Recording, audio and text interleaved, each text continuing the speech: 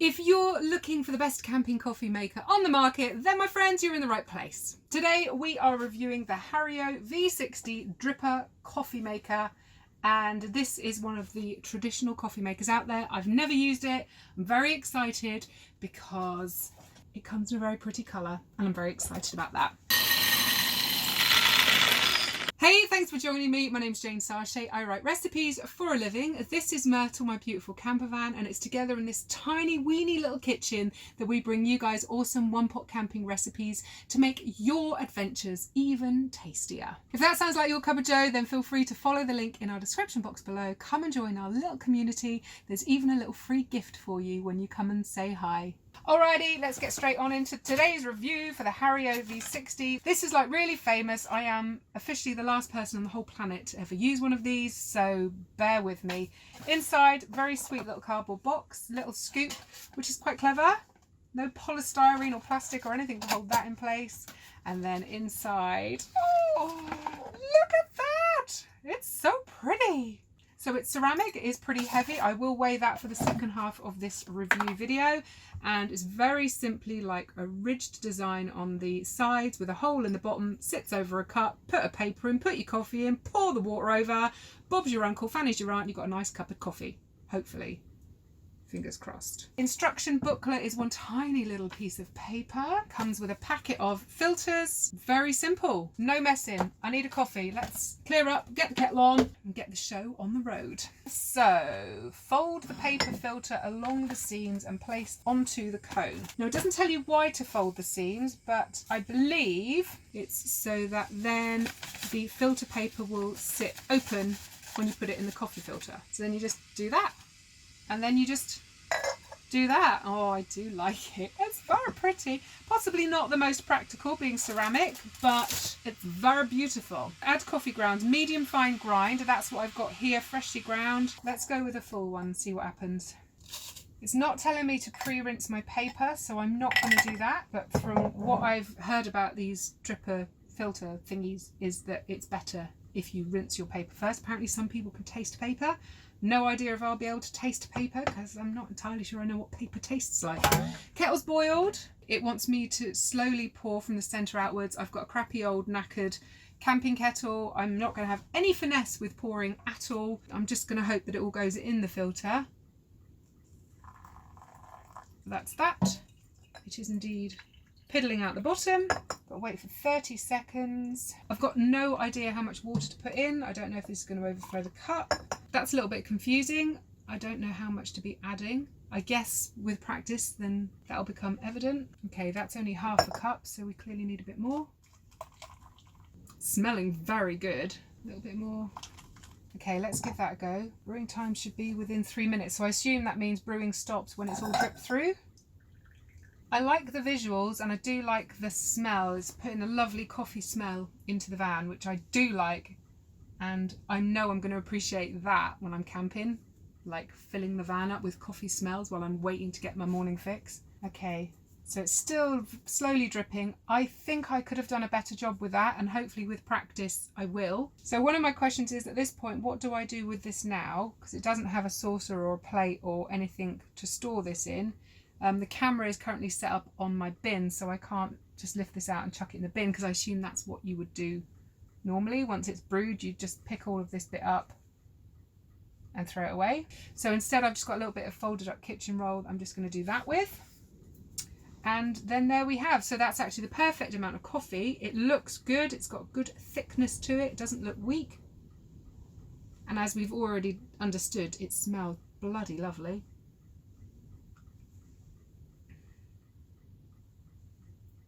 That's quite a good cup of coffee, actually.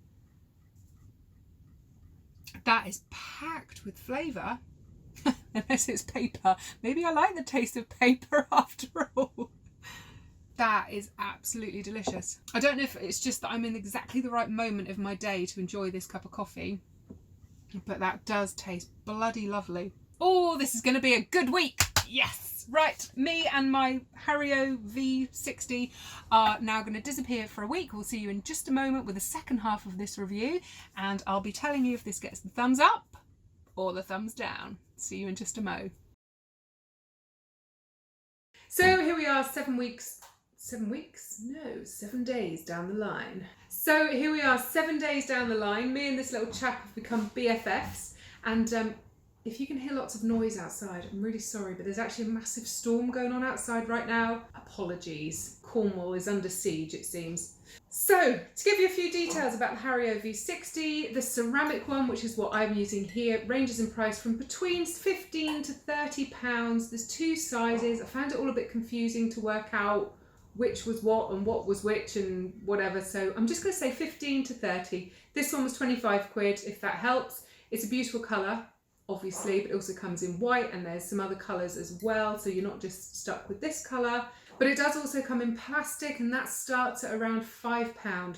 There's two sizes. This, I believe, is the smallest of the two. This makes 1 to 2 cups of coffee. The larger one makes 2 to 4 cups of coffee. Now, it's called the V60 because of the V-shaped design, and also that the walls of the V are actually at 60-degree angles, which apparently is absolutely perfect for making coffee and it pushing down into the hole, etc. And now there's somebody out chopping logs in the log shed.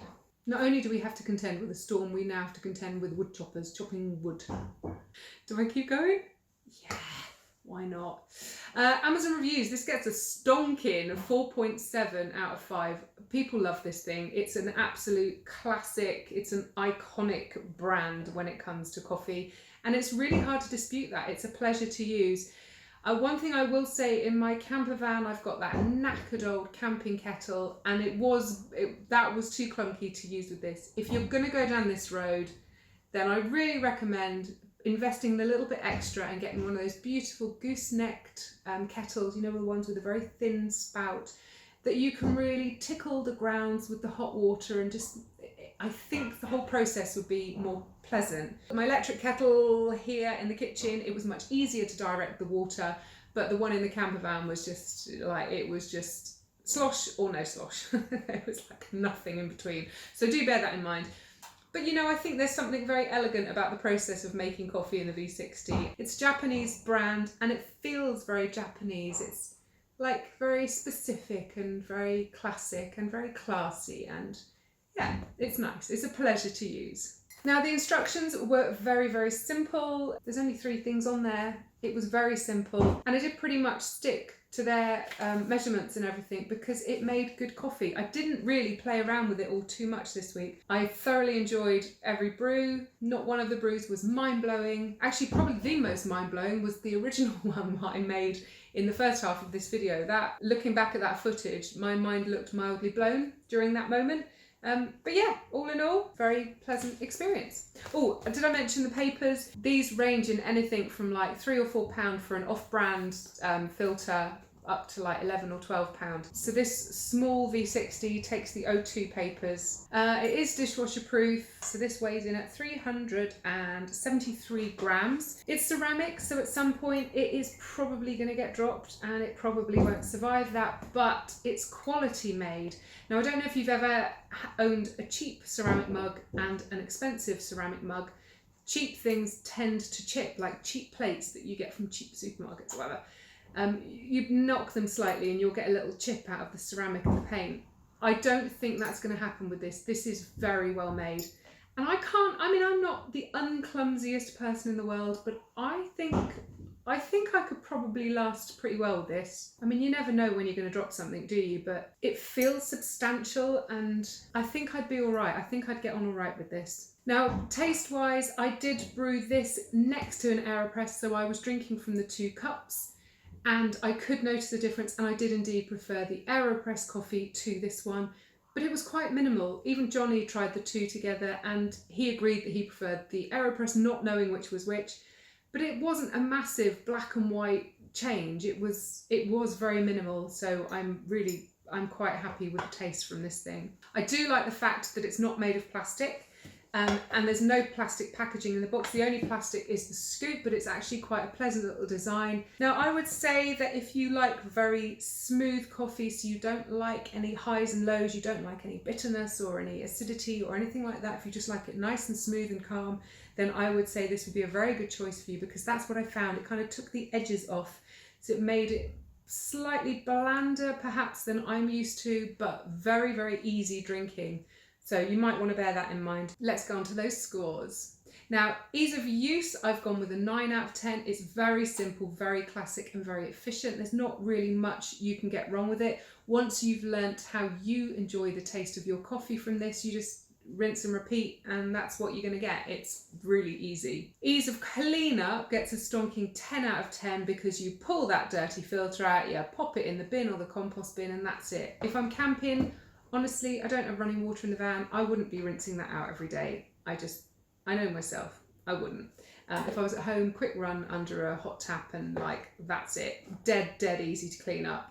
Love that aspect of it, and it's easier than the AeroPress to clean up, so very good there. Quality of brew, 7 out of 10. Like I say, it doesn't quite have those highs and lows that I like in a coffee. It does kind of make it a little bit too smooth, possibly for my taste. I don't know.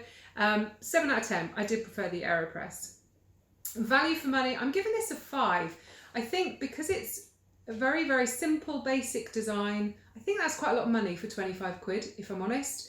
If you don't mind plastic, then like I say, you can get those much cheaper. This is such a classic design now. You can get loads of knockoffs of this design much cheaper. But this build quality is exceptional, so I guess you've got to build that into it. Style, 8 out of 10. I mean, the colour is beautiful. Do I need to say anything else? Also, there's no other parts. I do like that.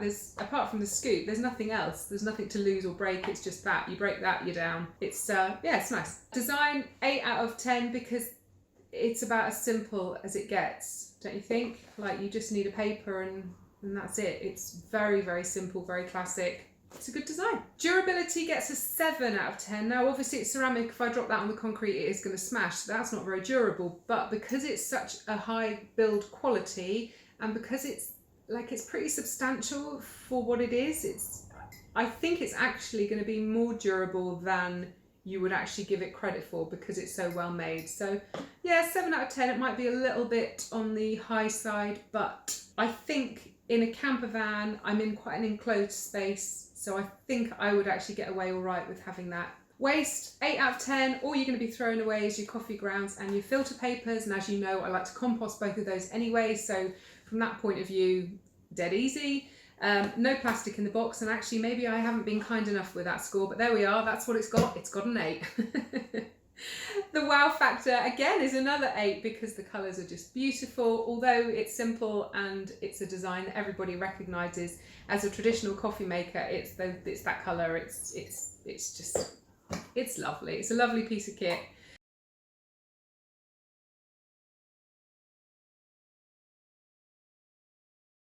So all in all, if my calculations are right, that gives us a pretty healthy 77 out of 100, which isn't too shocking really.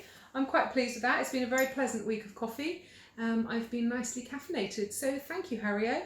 I appreciate it. Would I be swapping this out for my AeroPress? No, I wouldn't.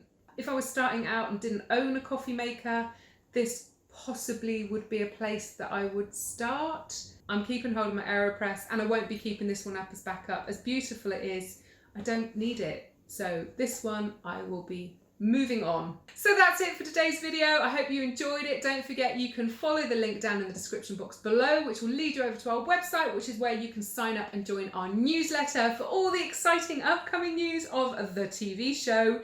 It is very close, friends, very close. And there's also a little free gift waiting for you when you do sign up to our newsletter that will make your camping adventures even tastier. Until next week, friends, have a fantastic week and an awesome weekend, whatever you're up to, and I'll see you on the other side. Happy camping.